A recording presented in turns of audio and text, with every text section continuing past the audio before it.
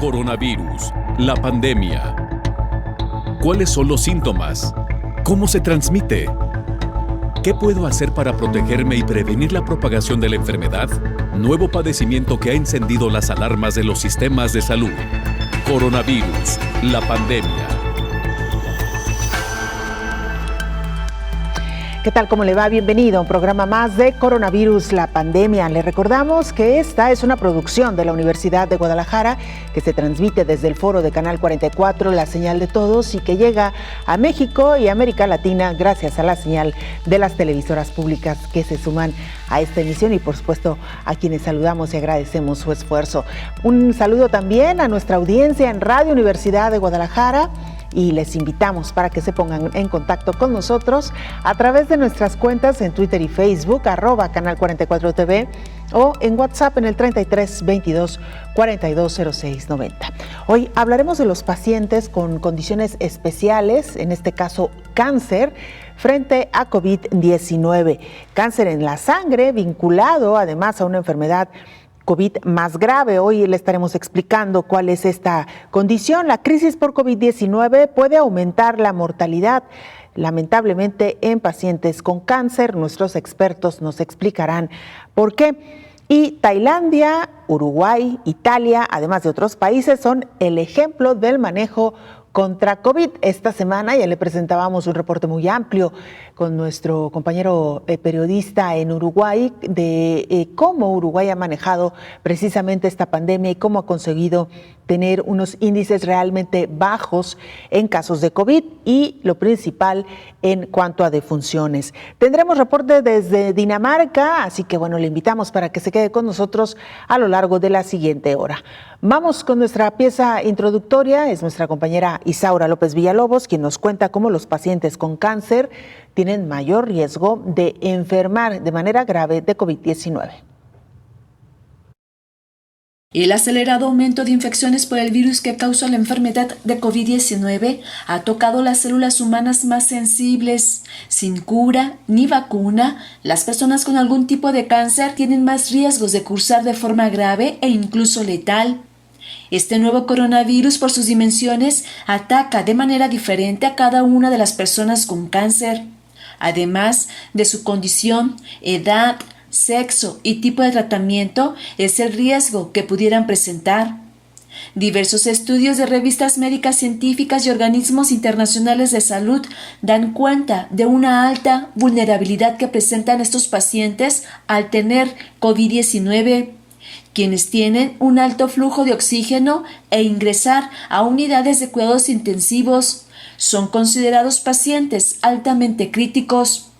Asimismo, la letalidad varía dependiendo del tipo de cáncer. Hay algunos con tasas altas de enfermar y fallecer, mientras que otros cursan de forma moderada. A la fecha, hay pocos estudios sobre las complicaciones que COVID-19 genera a pacientes con cáncer, enfocados a tratamientos, frecuencia de quimioterapia y también si la persona fue intervenida antes de tener la infección. Especialistas advierten que una persona con cáncer aumenta el riesgo de contraer una infección grave, aunado a los tratamientos como las quimioterapias, radioterapias o hemoterapias, mismas que debilita órganos, tejidos y células sin tener fuerza para combatir los gérmenes que ingresan como bacterias, virus, hongos o parásitos. Ante el riesgo de padecer COVID-19, es importante que el sistema de salud mundial, los pacientes con cáncer y sus redes sociales estén coordinados y mantengan las medidas sanitarias para prevenir contagios en estos pacientes. Informó Isaura López Villalobos. El reporte de la Organización Mundial de la Salud desde Ginebra, Suiza, nos lo presenta nuestro compañero Roberto Castañares, corresponsal de la agencia EFE. Hola, ¿qué tal? Buenos días, Belén. Buenos días, un día más a todo el auditorio de Canal 44. Terminamos septiembre y lo hacemos ya oficialmente con más de 1 millón de muertos por COVID-19 en el mundo. Una cifra escalofriante confirmada por la Organización Mundial de la Salud. Esta cifra, además, refleja únicamente las muertes que se atribuyen al coronavirus desde finales del año pasado, cuando el SARS-CoV-2 circulaba ya de forma intensa en China. También es importante explicar que esta cifra del millón de muertos no incluye a quienes han fallecido en países donde el acceso a los test de diagnóstico es limitado, ni los decesos causados por la interrupción o la incapacidad de los servicios sanitarios para atender a enfermos crónicos o pacientes con dolencias graves repentinas. Por otra parte, los casos confirmados de COVID-19 se aproximan ya a los 33 millones y medio. No es nuevo, además, que llevamos 2 meses moviéndonos en un aumento diario de entre 250.000 y 300.000 infectados. Y eso que la OMS reconoce que hay países que tienen dificultades en la notificación de casos y muertes, ya sea porque no pueden confirmar la causa de los fallecimientos con pruebas PCR, ya sea porque las víctimas fueron atendidas en lugares que no notifican esos decesos. También está el miedo que las familias pueden tener de declarar una muerte por COVID, entre otras razones por los protocolos de enterramiento que esta situación impone. En el continente americano, los decesos han superado los 550.000, una cifra que supera los registrados en cualquier otra parte del resto del mundo geográfica. Por fallecimientos, Europa es la segunda región más afectada del mundo, con 235.000 víctimas mortales, seguida de Asia Oriental y del Sur con 113.000. Aquí hay que especificar, en Asia Oriental y del Sur, que 96.000 de esos 113.000 muertos corresponden a India. Y vamos a acabar con una pequeña brizna de optimismo. La esperanza que ahora tenemos de poder derrotar a medio plazo a este virus se basa en que en los últimos días se ha reducido el ritmo de contagios en el planeta, en la movilización de la comunidad científica que investiga a contrarreloj vacunas, terapias y pruebas diagnósticas para hacer frente a la COVID-19 y en las medidas que adoptan los países para atajar la enfermedad. Y también en que cada vez somos más conscientes todos de que está en nuestras manos aportar lo que podamos, cumpliendo con medidas sanitarias, de higiene y de distancia para derrotar a este coronavirus. Pues muchas gracias a nuestro compañero Roberto Castañares por esta información que nos proporciona desde la sede de la Organización Mundial de la Salud en Ginebra, Suiza, el recuento de los datos actuales respecto a casos de COVID-19, las defunciones y, por supuesto, las acciones que día a día se llevan a cabo para hacer frente a esta pandemia. Y mire, cáncer en la sangre está vinculado hoy por hoy a una enfermedad grave de COVID-19. Revela un estudio publicado por la revista The Lancet que los pacientes con cáncer y con diferentes tipos de tumores tienen una susceptibilidad diferente a la infección por SARS-CoV-2 y los fenotipos de COVID-19. Los resultados del estudio revelan que los pacientes con cánceres hematológicos podrían tener un peor pronóstico. El objetivo de este estudio, realizado por la Universidad de Oxford, fue investigar el riesgo de COVID-19 según el subtipo de tumor y la demografía del paciente en pacientes con cáncer en el Reino Unido. El resultado primario de interés fue la asociación entre el subtipo de tumor primario, la edad y el sexo, y la probabilidad de infección por SARS-CoV-2 y la tasa de letalidad de pacientes hospitalizados. Para ello se registraron a 1.044 pacientes con cáncer activo e infección documentada por SARS-CoV-2. Por un lado, el trabajo encontró que los pacientes con cáncer con COVID-19 eran significativamente más propensos a ser hombres. En el estudio, los pacientes con neoplasias hematológicas parecían tener un riesgo significativamente mayor de infección por COVID-19, incluidos aquellos con leucemia, mieloma y linfoma. La tasa de letalidad por todas las causas en pacientes con cáncer después de la infección por COVID-19 se asoció significativamente con el aumento de la edad, informó Rocío López Fonseca.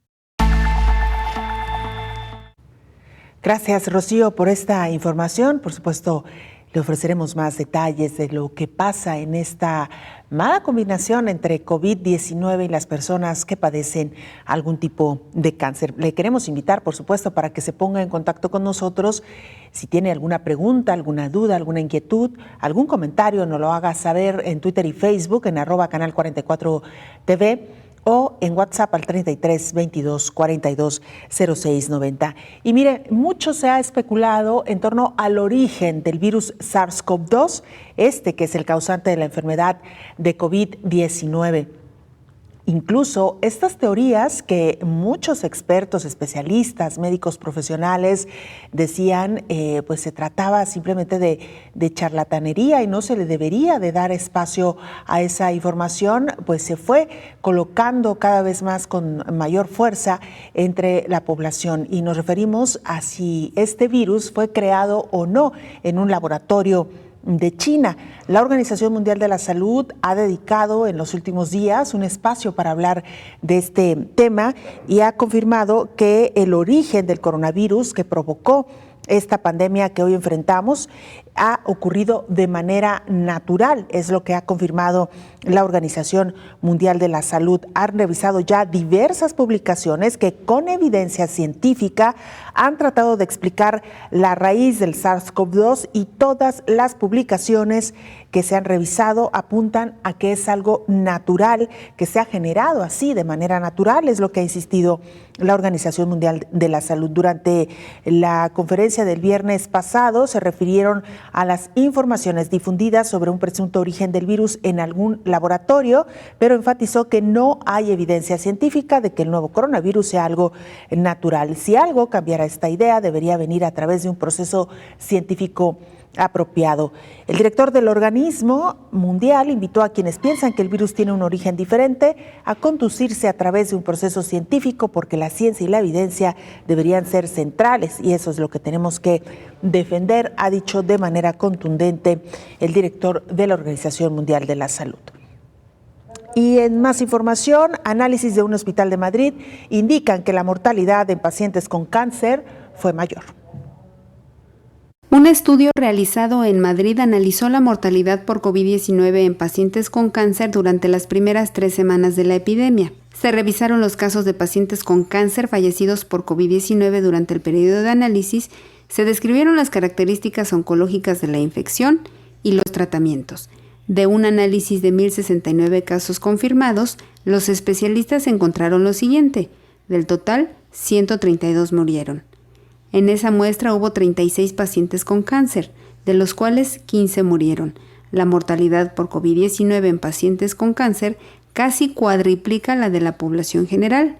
Hasta disponer de tratamientos eficaces o una vacuna efectiva, la única posibilidad de proteger a los pacientes es impedir el contagio con las medidas adecuadas.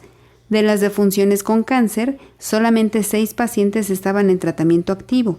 El tumor más frecuente fue de pulmón. 11 tenían enfermedad metastásica y otros 6 no tuvieron tratamiento específico contra la COVID-19, informó Elizabeth Ortiz. Hacemos una pausa, regresamos con más información.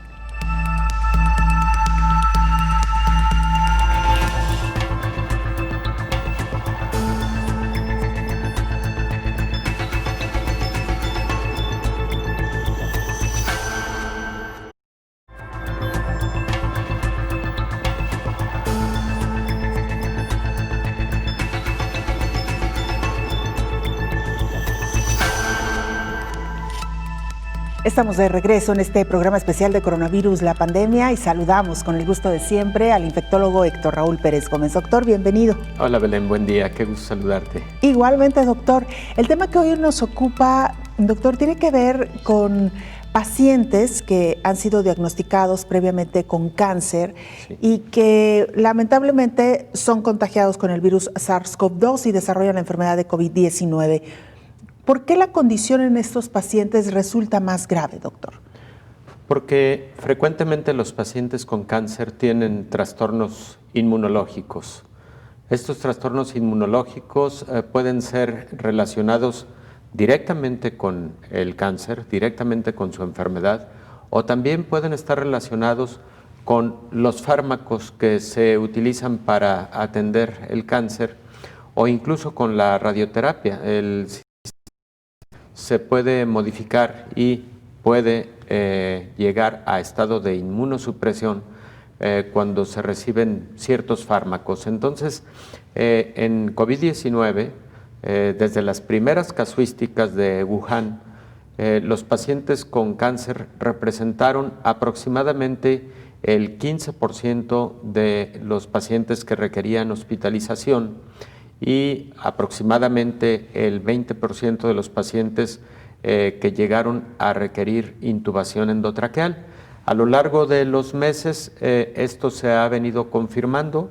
Son pacientes cuyo estado inmunosupresivo posiblemente los lleva a una mayor gravedad de COVID y por lo tanto a necesidad de atención en cuidados intensivos a un buen número de pacientes con cáncer. Claro, depende del tipo de cáncer, depende además de el estadio en el que se encuentra y también en la fase de tratamiento en que se encuentra el paciente.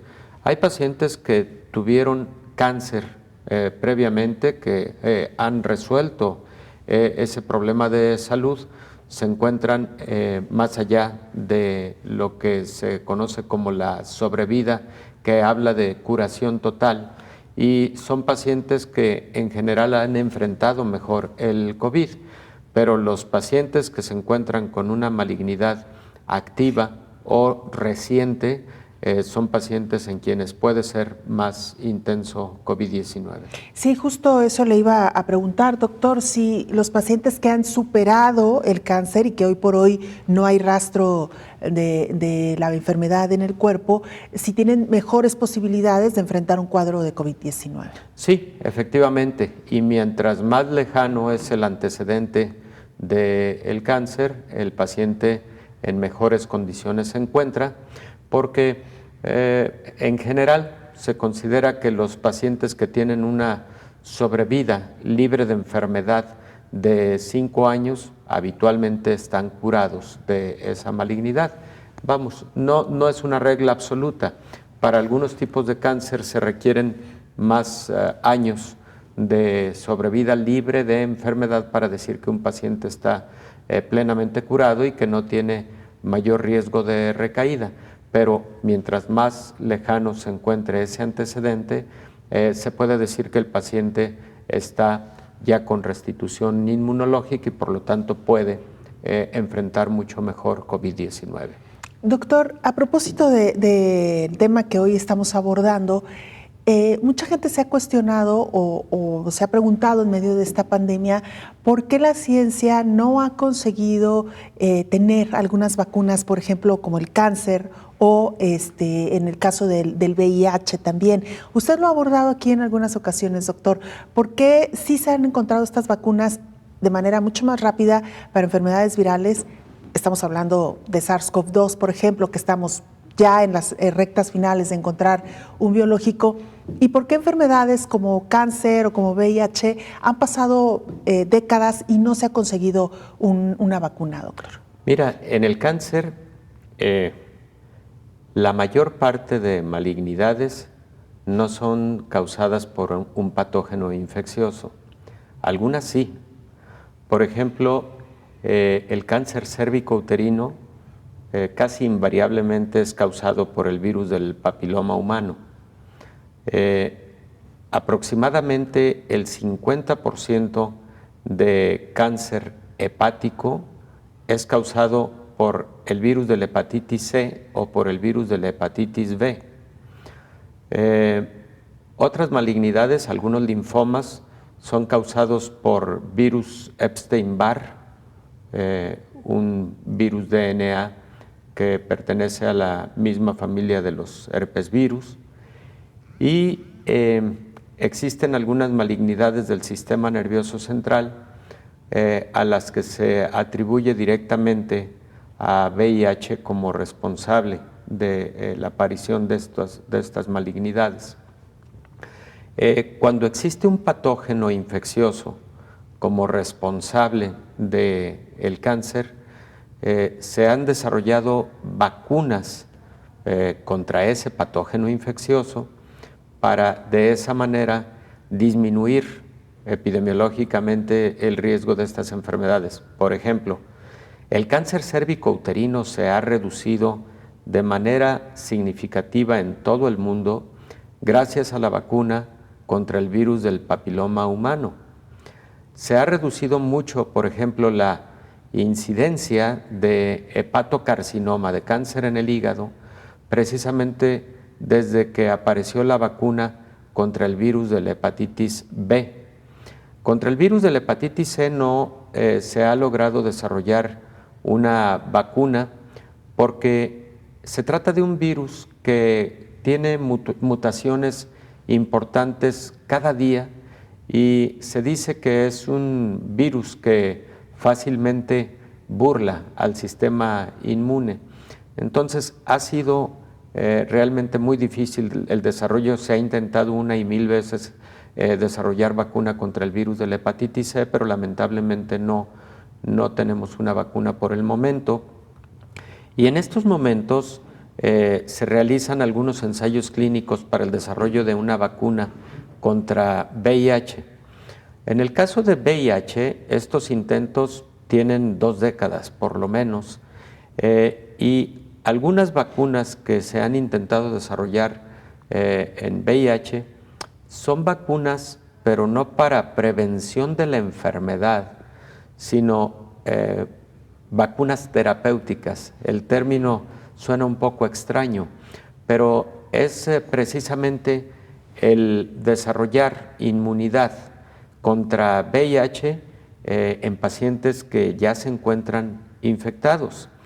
Y esto permite que la replicación viral sea cada vez menor y de manera coadyuvante con los medicamentos que hoy por hoy se tienen para la atención de pacientes con VIH y que forman parte de una estrategia conocida como terapia antirretroviral altamente activa o altamente eficaz, le dan mucho mejor pronóstico a un paciente con VIH.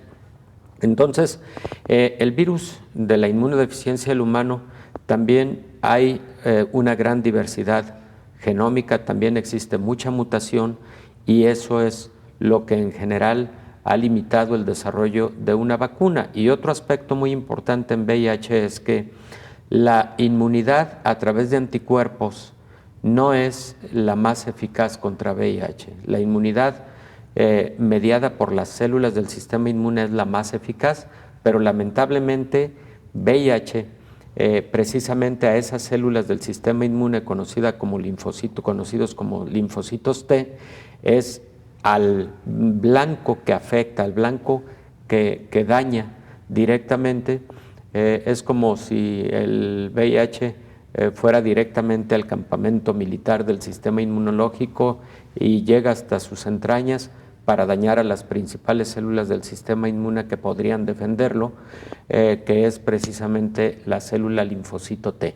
Entonces, por eso ha sido difícil el desarrollo de vacunas con estos otros patógenos. Pues muy interesante, doctor, porque esto explica pues esas inquietudes que han surgido, por qué con algunos virus es mucho más fácil, bueno, relativamente fácil o mucho más rápido encontrar un antídoto que con otras enfermedades que también han causado millones de muertes en el mundo, que tienen décadas de prevalencia y que no hasta ahora no se ha encontrado, digamos, una cura. Pero hay que decirlo también, doctor, quizá no se ha avanzado tanto en ese terreno, pero sí en el terreno de la terapéutica o de la creación de fármacos. Por supuesto. Para, incluso técnicas, ¿no, doctor? En el caso del cáncer, por supuesto, para combatir esta enfermedad.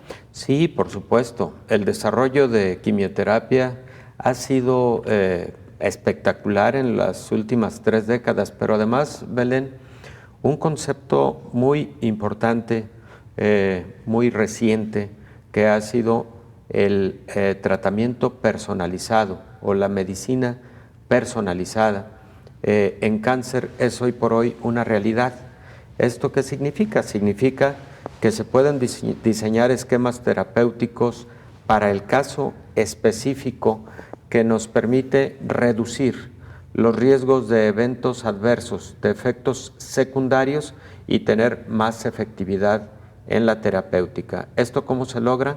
Determinando receptores en las células cancerígenas para cierto tipo de fármacos que de esa manera pueden actuar de forma más dirigida y evitar que en la terapéutica se dañen otro tipo de células y esos eventos adversos luego puedan representar pues un riesgo o de enfermedades secundarias o trastornos hematológicos, por ejemplo, que frecuentemente son los eventos adversos más importantes en pacientes que reciben quimioterapia. Pues todo un tema, doctor. El cáncer, sin duda alguna, una de las enfermedades que, lo decíamos, ha causado millones de muertes en el mundo, tristemente, pero que también, como usted bien lo refería, en las últimas décadas ha habido grandes avances para controlar el cáncer. Y como dicen los eslogan, doctor, y tienen toda la razón, hoy el cáncer afortunadamente no es sinónimo de muerte, como ocurría en décadas pasadas. ¿Y por qué estamos retomando hoy el tema del cáncer? Bueno, porque estamos hablando precisamente de los pacientes que en este momento libran una batalla contra el cáncer o que ya la libraron y que están en este proceso de recuperación, estos pacientes frente a COVID-19. Con este tema regresamos después de la pausa. Claro.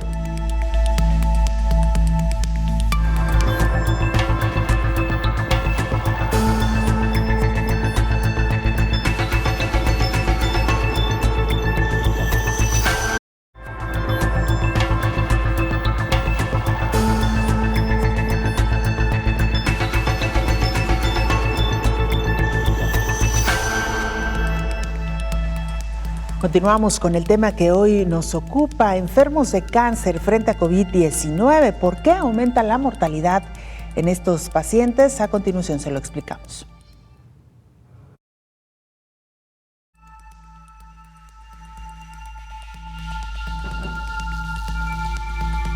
Un análisis realizado por la Alianza Europea de Medicina Personalizada señala que la interrupción de los servicios de diagnóstico podría...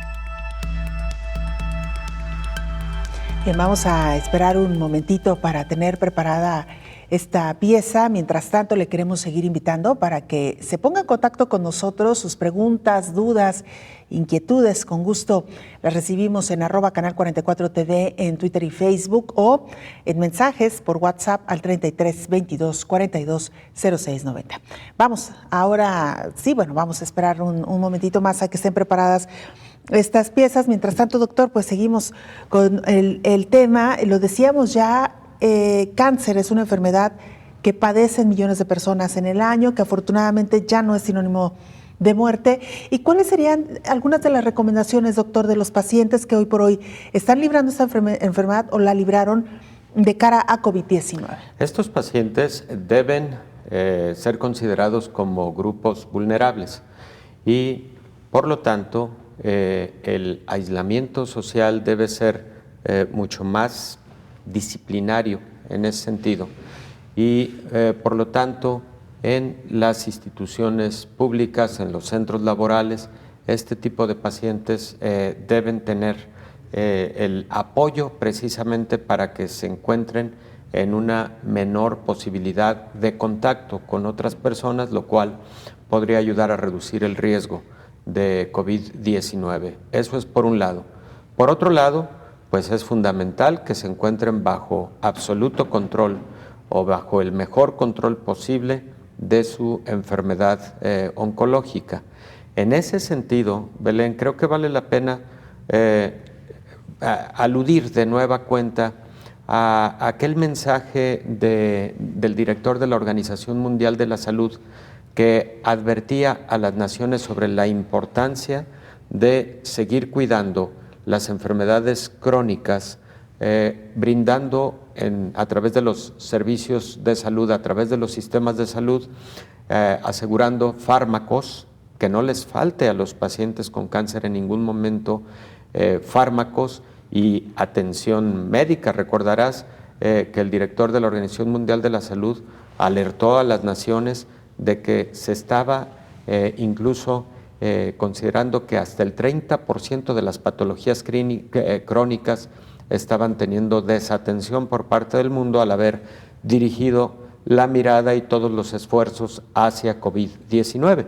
Entonces, debe haber un control y seguimiento terapéutico de la enfermedad y, por otro lado, estos pacientes deben estar en constante control y comunicación con el personal de la salud, con su equipo médico de atención. Eso es lo que particularmente debemos estar haciendo con pacientes con cáncer. Doctor, usted acaba de tocar un punto esencial en medio de esta pandemia de COVID-19 y nos referimos al desabasto de medicamentos para atender a pacientes con cáncer. Es una condición que se ha registrado de manera más aguda en otros países, por ejemplo, el caso de México, y particularmente para tratar cáncer infantil. Pero si le parece, doctor, vamos a regresar con este tema. Antes vamos a esta pieza informativa que ya le anunciábamos hace unos minutos, cómo la crisis por COVID-19 puede aumentar la mortalidad en pacientes con cáncer.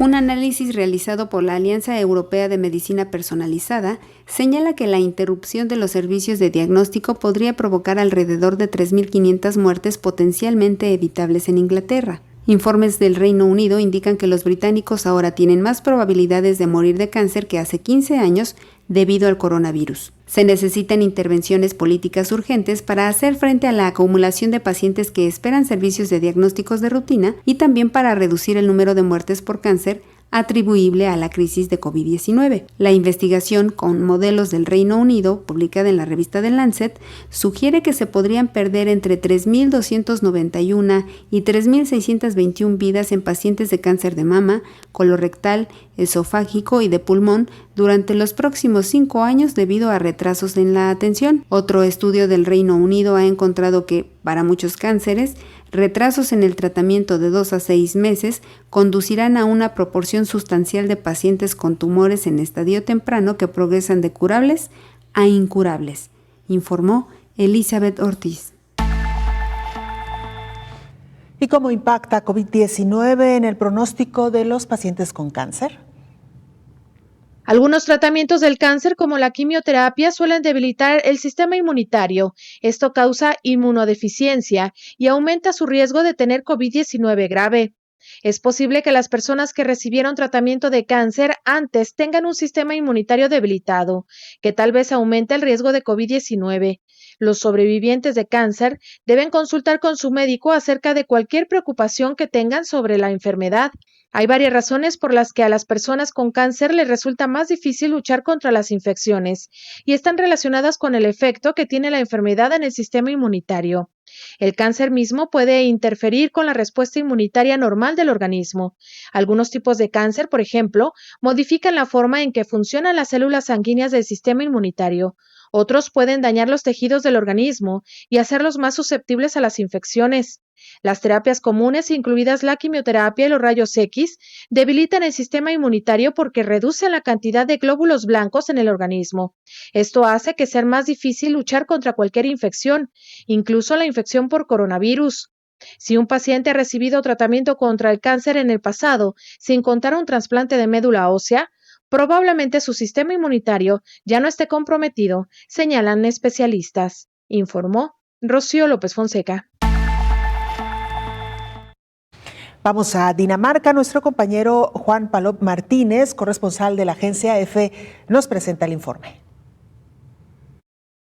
Hola, ¿qué tal? Buenos días, Belén. Buenos días a todo el auditorio de Canal 44. En Dinamarca, como en todo el continente europeo, el regreso de las vacaciones de verano ha estado marcado por el aumento de los nuevos casos. Sin embargo, el país, igual que sus vecinos europeos, ha optado por mantener en la medida de lo posible la normalidad en la vida pública y la actividad económica, a pesar de ciertas restricciones y medidas de protección y seguridad. Tras los cierres de los colegios e institutos durante parte del curso pasado, las clases se han retomado íntegramente en Dinamarca, donde las mascarillas no son obligatorias en los colegios, pero sí, por ejemplo, en el transporte público. En los colegios se ha puesto en marcha un sistema para minimizar los contactos y, por tanto, el riesgo de contagio. Se han instaurado microgrupos, aulas de 12 alumnos como máximos, que funcionan además como burbujas, porque no tienen contacto entre ellas. Los niños entran en la escuela escuela de forma escalonada, tienen el almuerzo a horas distintas, juegan en zonas diferenciadas y tienen la obligación de lavarse las manos cada 2 horas. Los pupitres están además separados 2 metros entre sí y el material escolar es desinfectado como mínimo 2 veces al día. La vuelta a las aulas ha sufrido, sin embargo, algunos tropiezos. Es curioso el caso de Aarhus, la segunda mayor ciudad de Dinamarca, retrasó el inicio del curso escolar tras varios brotes durante el verano, pero reabrió los colegios semanas más tarde, después de que copase los titulares una huelga de estudiantes contra la enseñanza virtual. Hay que recordar que el cierre de los colegios apenas duró un mes en Dinamarca, que fue uno de los primeros países de Europa en decretar un confinamiento bastante estricto y el primero en el continente en reabrir las aulas. La situación de la pandemia parecía entonces ya bajo control, pero según el gobierno danés, lo más importante era atender al derecho a la educación de los menores.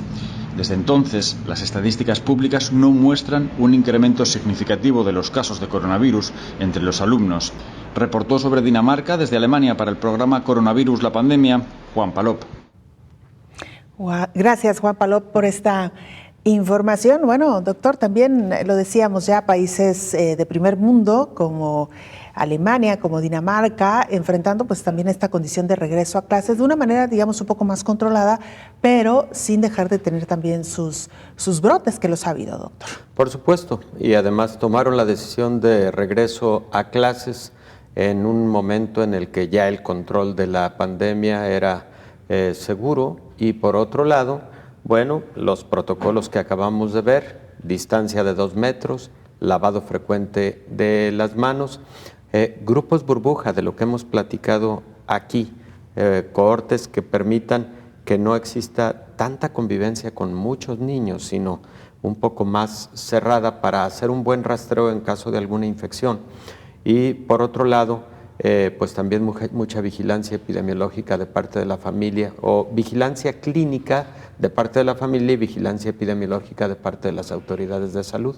Sí es la clave, ahí están los protocolos escolares de los que hemos hablado con mucha frecuencia aquí. Así es, doctor. Áreas abiertas, Belén, espacios abiertos, ¿verdad? Importantísimo esto. Por cierto, doctor, y en un breve paréntesis, en México se reabrirán ya las estancias infantiles, lo que se conoce como guarderías, a partir de mañana, 1 de octubre, se va a regresar con los más pequeñitos de 6 meses a 2 años y 8 meses de edad. Los niños de 3 a 4 años van a esperar todavía un tiempo y los menores de 6 meses. Pero veremos qué consecuencias trae esto, doctor. Se va a habilitar solamente el 50% de los espacios.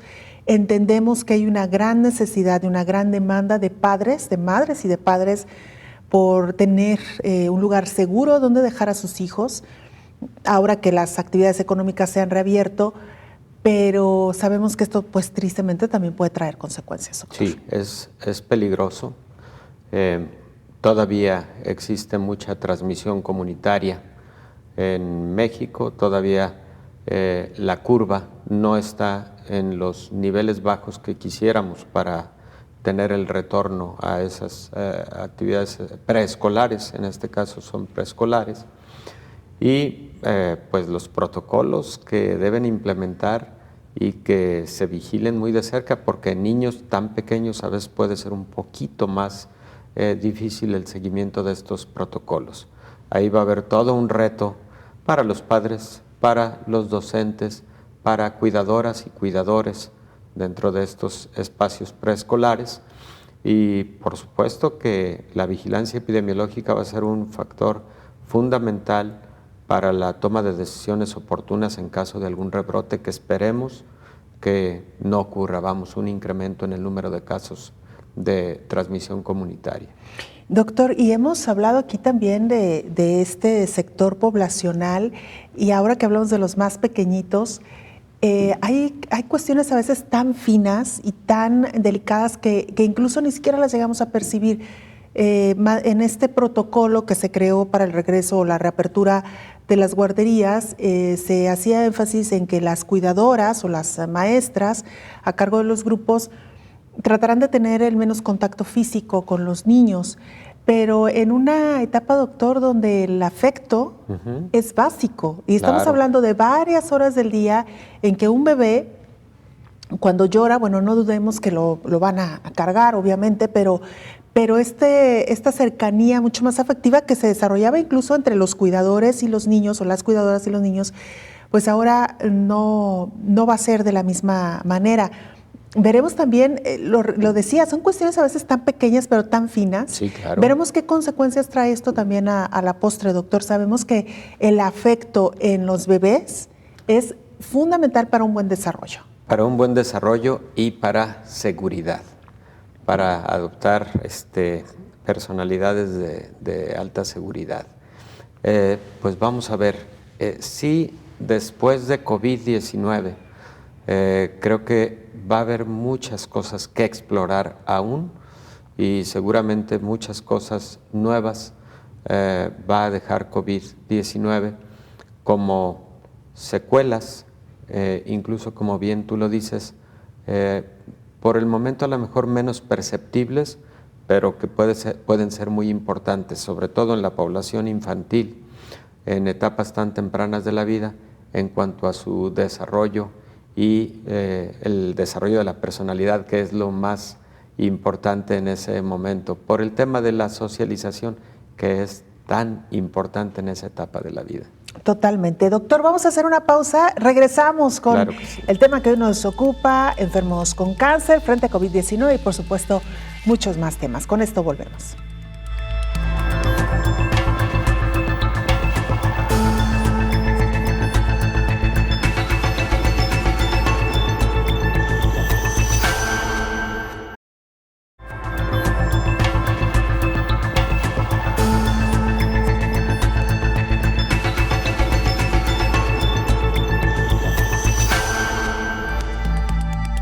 Mire, a inicios de semana teníamos un reporte muy amplio desde Uruguay respecto de cómo este país ha manejado la pandemia de COVID-19. Un ejemplo de éxito, si se puede hablar de éxito en medio de esta pandemia, porque lamentablemente sí que ha habido casos de contagio y lamentablemente ha habido personas muertas, pero digamos que con números mucho más bajos que el resto del continente. Otros países que también están siendo considerados ejemplos son Tailandia e Italia. Muchos países pudieron actuar temprano para contener los brotes antes de que la transmisión se saliera de control, reconoció el director de la Organización Mundial de la Salud. Citó el caso de Tailandia, que tiene un sistema médico y de salud pública dotado de recursos suficientes. Así se ve su curva de contagios hasta ahora. Dijo que Italia puso en práctica medidas enérgicas y pudo reducir la transmisión y salvar muchos miles de vidas. La unidad y la solidaridad nacional, combinadas con la dedicación y el sacrificio de los trabajadores de salud y el compromiso del pueblo italiano, ayudaron a controlar el brote. Así van los contagios en Italia, de acuerdo con el registro de la Organización Mundial de la Salud. Aunque las Américas ha sido hasta ahora la región más afectada, Uruguay reportó el menor número de casos y muertes en América Latina, tanto en total como per cápita. Esto no es un accidente. Uruguay tiene uno de los sistemas de salud más robustos y resilientes en América Latina, con inversiones sostenibles basadas en el consenso político sobre la importancia de invertir en salud pública. Pakistán desplegó la infraestructura construida durante muchos años para la polio para combatir la COVID-19. Los trabajadores comunitarios de la salud que han sido capacitados para ir de puerta en puerta vacunando a los niños contra la poliomielitis han sido reasignados y utilizados para la vigilancia, la localización de contactos y la atención. Hay otros muchos ejemplos, incluidos Camboya, Mongolia, Japón, Nueva Zelanda, la República de Corea, Ruanda, Senegal, Vietnam y otros, informó Elizabeth Ortiz. Saludamos en la línea telefónica a la doctora Norma Rubalcaba, psicóloga. Doctora, bienvenida a este espacio. Hola Belén, qué gusto saludarte. Igualmente, doctora, a lo largo de esta semana, bueno, y ya en días previos, hablábamos de las consecuencias que tendrá COVID-19 en la población infantil, en la población adolescente, una vez que regresen y que se reabran los espacios educativos. Particularmente estamos hablando de América Latina. Doctora, ¿qué riesgos advierten ustedes en la salud mental y qué tipo de apoyo se deberían de brindar tanto a la población estudiantil como a los profesores? Sí, mira, efectivamente, y hemos insistido mucho en que después de esta pandemia por COVID va a venir una ola, digamos, en términos de las repercusiones que tiene la salud mental, ¿no? Potencialmente, una vez que se regrese, pues estaríamos esperando que los niños, niñas y adolescentes pudieran pues ya tener ese factor protector de estar como en convivencia con otros, etcétera, pero sí es muy importante pues insistir en que a pesar de que ya se vuelva, hay que seguir con todas las medidas de prevención. Es una muy buena oportunidad en este momento de estar insistiendo con las niñas y adolescentes a sus medidas de cuidado, a que puedan entender que las acciones individuales tienen repercusión en el bienestar tanto de sí mismos como también de los demás, ¿no? En la medida en que nosotros aprendamos a cuidarnos, estamos cuidando también a los demás, y esa es una gran oportunidad de aprendizaje ahorita, especialmente con esa población, ¿no? Verlos también de manera empática. Yo he insistido mucho en que está siendo muy pesado ahorita en confinamiento para los chiquitines el tema de las clases virtuales, y que tengamos con mucha claridad que la cuestión académica se puede reparar fácilmente, Belén. En algún momento se puede volver a aprender lo que en un momento derivado de la pandemia no se aprendió. Sin embargo, las complicaciones en términos de las emociones, ¿verdad? De los roces que pudiera tener estas presiones de si está haciendo la tarea, si no, si se pone en paz en la pantalla, etcétera. Esto lleva como más tensión tanto para los niños, niñas, como para los adultos que están a cargo, ¿no? Entonces hay que priorizar y tener como muy claro esa visión empática, respetuosa, basada en el buen trato, para que eso no sea lo más leve posible. Claro. Doctora, nos acompaña el infectólogo Héctor Raúl Pérez Gómez. Doctor, ¿alguna pregunta para la ¿Cómo doctora? no? Qué gusto saludarle, doctora Norma. Igualmente, doctor. Muchas gracias. En algunos lugares en el mundo se midió el nivel de depresión o ansiedad que llegaron a tener niños y adolescentes después de la etapa de confinamiento más estricto, y en algunos de ellos, particularmente en provincias de China como Hubei, se encontraron porcentajes que podían llegar hasta el 30%. ¿Tenemos algún dato identificado para México o algunos otros países de América Latina en donde es posible que el confinamiento ya haya tenido una duración mucho mayor que la que tuvo, por ejemplo, China? China en escasos 3 meses tenía prácticamente bajo control la pandemia. El número total de casos para China fue alrededor de 110,000 casos finalmente. Entonces, ¿tenemos algún dato de qué tan alto ha sido el impacto en la población infantil y adolescente en términos de depresión, ansiedad o algún otro trastorno emocional? Epidemiológico, en población de niños, niñas y adolescentes tenemos mucho, que desde 2003 que en México no se tiene uno, lamentablemente. Tenemos nosotros un levantamiento, doctor, no en términos de los cuadros clínicos ya de ansiedad y depresión, pero sí observamos un incremento importante de las emociones negativas, ¿no? Especialmente esto que tiene que ver con la preocupación, el temor, la ira, la frustración, la tristeza derivada de no ver a las personas amadas, a los compañeritos, esta frustración de tener que estar encerrado y dejar actividades que para esta población eran importantes. Sí que vimos un incremento importante y al mismo tiempo un decremento de las emociones positivas, ¿no? Estas las que están vinculadas al bienestar. Entonces, sí, potencialmente, si no tenemos las medidas de cuidado emocional en ese sentido, de que sea esta una oportunidad para revisar nuestras emociones también de las y los niños, sí que pudieran derivar en cuadros. De por sí ya nuestra población adolescente sí ya rozaba el 30%, doctor, en la prevalencia de estos cuadros clínicos. Entonces sí que podríamos estar esperando un aumento también en ese sentido. Además, yo quisiera expresar, no preguntas, sino un reconocimiento al trabajo que usted ha realizado y un equipo importante al interior de la Universidad de Guadalajara en términos de acompañamiento precisamente de la población y en particular niños y adolescentes ante el impacto psicológico que ha generado la pandemia de COVID-19. Enhorabuena por ese trabajo, gracias, doctora. doctor. Y bueno, ha sido un trabajo en equipo de toda la universidad, ¿no? En ese sentido, yo siempre insisto en que debemos de sentirnos muy orgullosos del papel que está jugando la universidad en el cuidado, no nada más de su personal y de su comunidad universitaria, sino de la población en general, y pues nos toca corresponder en ese sentido a través del cuidado que tengamos de nosotros mismos y de la colectividad.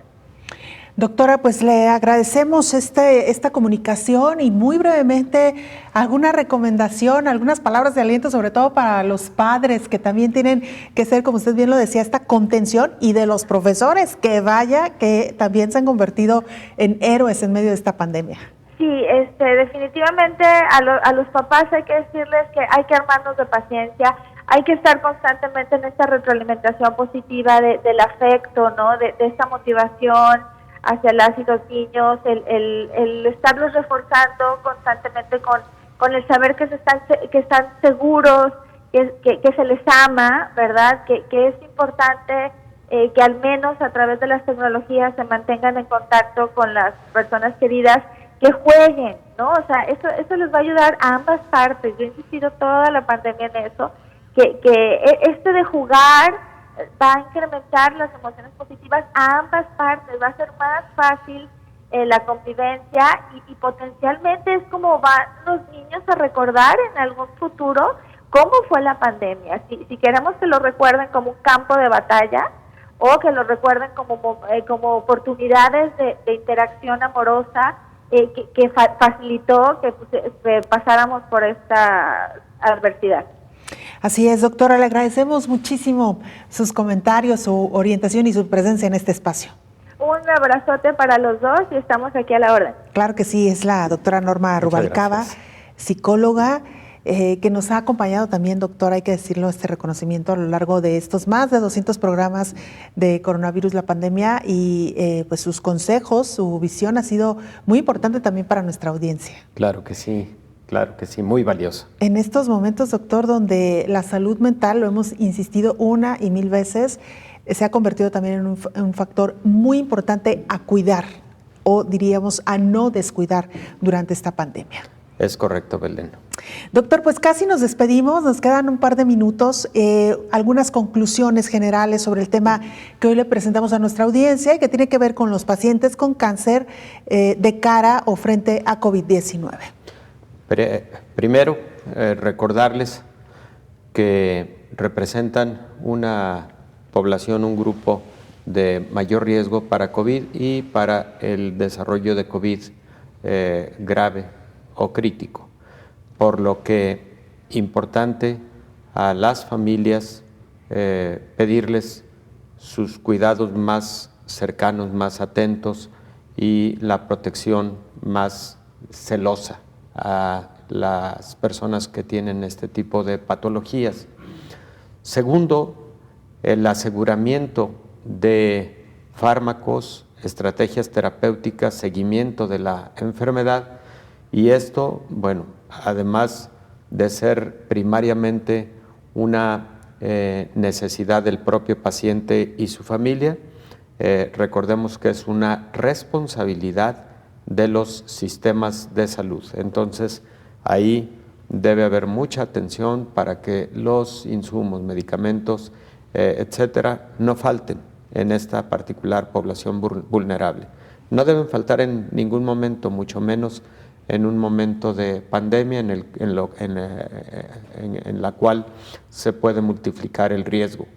Y tercero, bueno, recordar que algunas patologías, como en este caso estamos hablando de cáncer, pero diabetes, hipertensión, obesidad, representan las patologías de mayor riesgo, por lo que algunos pacientes que tienen comorbilidades o morbilidades múltiples, hay quienes, además de cáncer, podrían estar teniendo diabetes o hipertensión como patologías de base, bueno, a todas ellas hay que brindarles la debida atención, el mayor control posible, porque también está demostrado que cuando alguna de estas patologías está bajo control, el impacto que tiene COVID-19 es menor que cuando se encuentran en descontrol metabólico, por ejemplo, en el caso de la diabetes.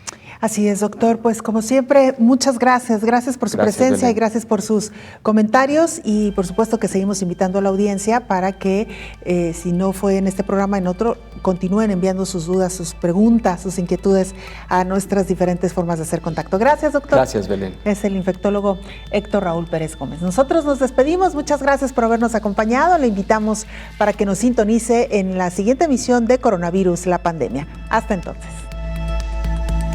Coronavirus, la pandemia.